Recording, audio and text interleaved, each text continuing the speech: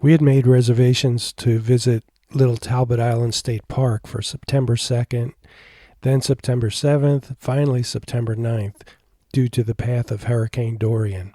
The Jacksonville area got tropical storm level winds on September 4th. Luckily, there was little damage, but the Park Service always plays it safe by closing parks.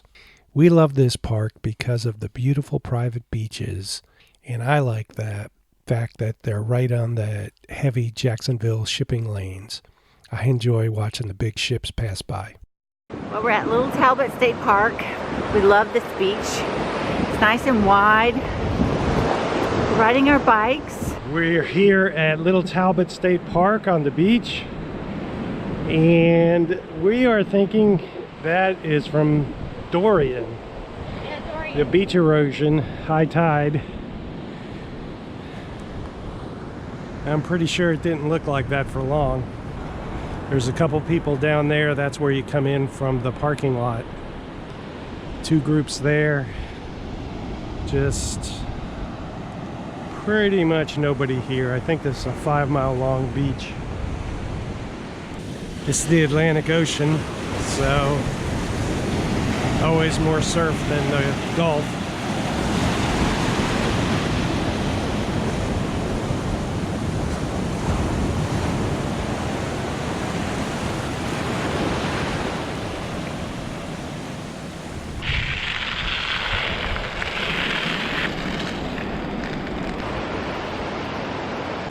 That's a lot of birds.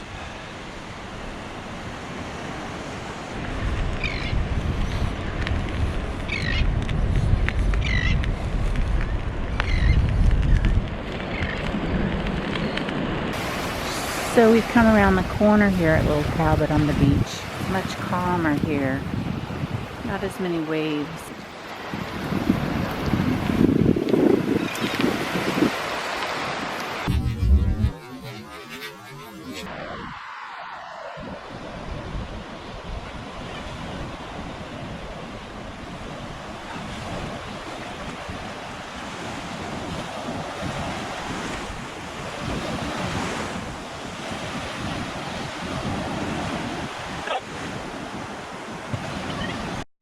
Get going, buddy.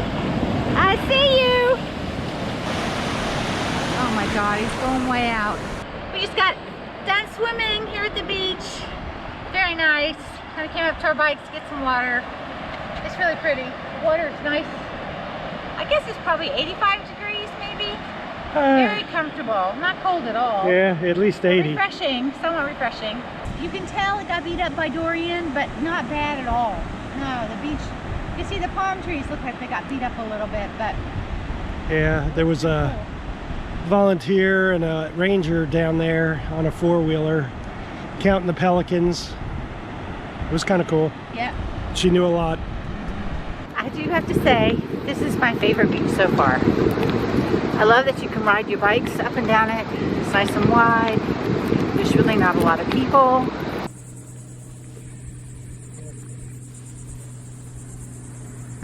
Where are you going, buddy? I hope you're not coming to me. I'd really rather you not come too much closer, okay? He is going to check out my bike, I believe. Don't flatter yourself. He went to the bathroom right there in front of my bike. That's what he thinks of you. Oh my gosh. Where are you? So this is Fernandina Beach. This is different than the Emerald Coast. This is part of Amelia Island.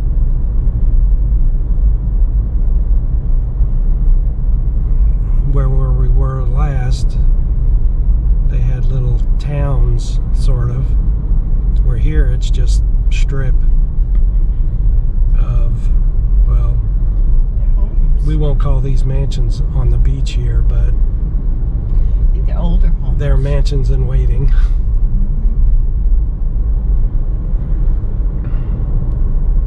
Just north of the Talbot Islands is Amelia Island, known for its high-end resorts. But there's more there. Places like American Beach, which was founded in 1935 as a place for African Americans to enjoy the beach, which at the time was not possible in most areas of the segregated South. A.L. Lewis, president of an insurance company, bought 200 acres of beachfront as a place for his staff and others to be able to enjoy the beautiful beaches.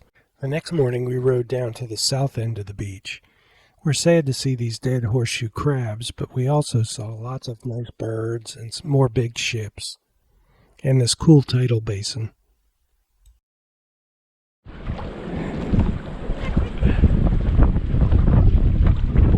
We're at, I guess, the south end of Little Talbot Island. I'm pretty sure that's Mayport Naval Station. And right here on the beach is like a little tidal basin. Tide's going out, but it seems to go straight down.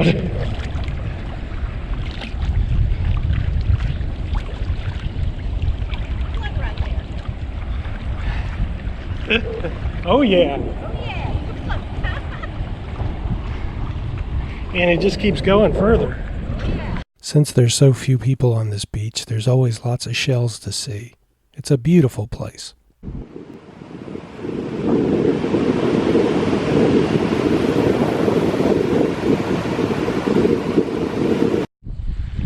Hi, watch my feet. Yeah.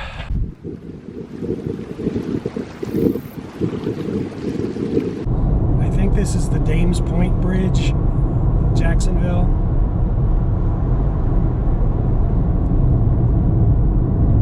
We're headed to Fort Caroline, which is only about 5 miles from where we're camping, but it's a 20-mile drive because of the water. Fort Caroline National Memorial highlights the short-lived history of the French Huguenots that came to Florida in the 1560s. They got along with the native Timucuan Indians, but unfortunately, they were too close to the Spanish in St. Augustine, and their colony was wiped out in less than 10 years. Archaeologists have yet to find the site of the original colony and fort. So it looks like this is supposed to be, I guess, how they would have made a canoe. It's pretty easy to see how that would be waterproof in the rain. Just throw your shells out the back. It is unfortunate that the French colony of Fort Caroline and the Spanish colony of St. Augustine were within marching distance. France and Spain were usually at war during this time, and military leaders of the colonies were happy to also feud with each other. The French were wiped out, but later the French Navy attacked the Spanish in Florida to even the score. The actual colonists suffered in both settlements. What's your favorite history book on Florida? It's called The Other War of 1812, about the Patriots' Rebellion, which is a little-known escapade I don't know of by it. the Patriots, who basically landowners in northeast Florida here, who are seeking to, in a matter of a day, declare independence from Spain, draft a constitution, form houses of government, and then formally invite the U.S. to come and govern here. It was led by landowners who basically were fed up with living under Spanish rule, and all of it happened covertly until they let a lot of the British come in. This one of was the times US at that point. 1812, yes. Yeah. So, but it all happens covertly until they, Congress finds out, and then when they say, we got this whole other War of 1812 going on right now, we can't afford to be at war with the Spanish, so better cut it out down there. All right, thanks. The Timucuan Ecological and Historic Preserve offers glimpses of old Florida. This 46,000-acre preserve includes Fort Caroline National Memorial, the Theodore Roosevelt area, Kingsley Plantation, and thousands of acres of woods, water, and salt marsh. The Timucuan Indians lived in the area when the French and Spanish arrived. They lasted longer than the French, but were totally gone by the 1700s. The Theodore Roosevelt area was the homestead of a family that lived off the land up until the 1960s. Kingsley Plantation was a slave plantation with a twist you will have to Google for yourself. So this is the spot that was first claimed by France. Ribault, explorer guy, came here and put a marker here. This is apparently the highest spot on the St. Johns River. That's a beautiful spot. The Fort Caroline is about a half a mile down the road. On the way back from Fort Caroline, we decided to take the ferry. It was fun. It runs every half hour and was full on the ride we took. It cuts out a long drive with lots of rush hour traffic. Okay, we're on the St. Johns River boat ferry. We're fixing to cross over to St. George Island. It's about a 10-minute ferry ride, much quicker than driving around all of the islands. Except for the waiting times. On behalf of the Jacksonville Transportation Authority, the National Park Service, HMS Global Maritime, and especially your crew, thank you for riding the St. Johns River Ferry. We are a link in the East Coast Greenway system. In a few moments, we will be docking into the terminal. Please prepare for a possible bump if we make contact with the slip wall. If there are any motorcycles on board, please continue to support your motorcycle until we are docked. Again, thank you for riding and visiting the Timucuan Preserve.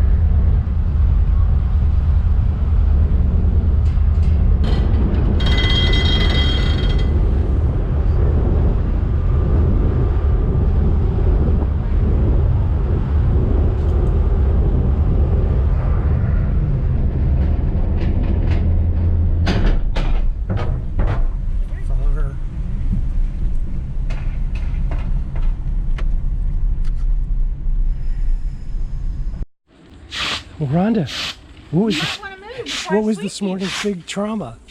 You pulled in the awning and stuff started falling on me.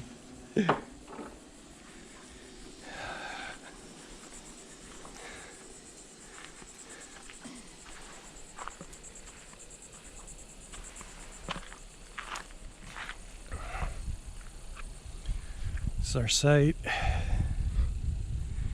It's adequate.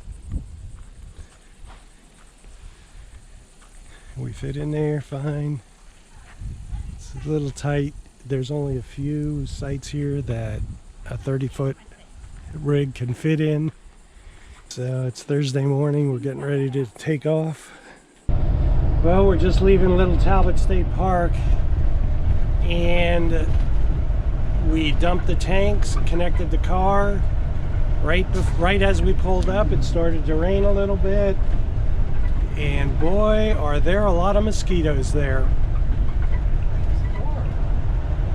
But other than that, it was fine. Everything was good. We're headed home, and once all the mosquito bites stop itching, we will Bug spray off of me. we will fondly remember camping here. Oh, it was a great time, except for the very end, man. That just, woo! And a big stone bounced up on I-10 and hit us in the windshield. We now have 3 dings. Thanks for watching, and be sure to like the video and subscribe if you're new to our channel. Feel free to leave us a comment and tell us what you think. We'll be happy to respond.